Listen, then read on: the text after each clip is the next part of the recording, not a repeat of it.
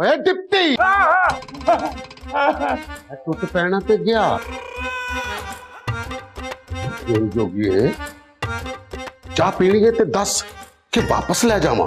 वे महंगे थारा ही इंतजार था, बहुत थका दिया इस नाहंजार ने। वो मच्छरदानी दिया कह दिया वो तेरा साडे वर्गे शेरां दे पिंजरे च की कम होए पंब जोगिया। अब के डायलॉग मार मार के चाह और पकावेगा। की कह दिता ही जीवन जोगिए की कह दिता ही पक्की हुई चाह नू और मैं किन्ना क पका सकना वा। मेरी पक्की हुई चाह दे विचों पक पक दी नहीं महंगे नत नत दी आवाज आएगी। चाह पिएगा डिप्टी? महंगे भाई मेरी तो बद्दुआ है आपको, आपको जल्दी जल्दी फिल्मों में काम मिल जाए ताकि मेरी जान तो छूटे। मेरे मुंह च क्यों शक्कर जीवन जोगिया, क्यों शक्कर? हिलाल ते अवेलेबल नहीं, चाह नाली कम चला।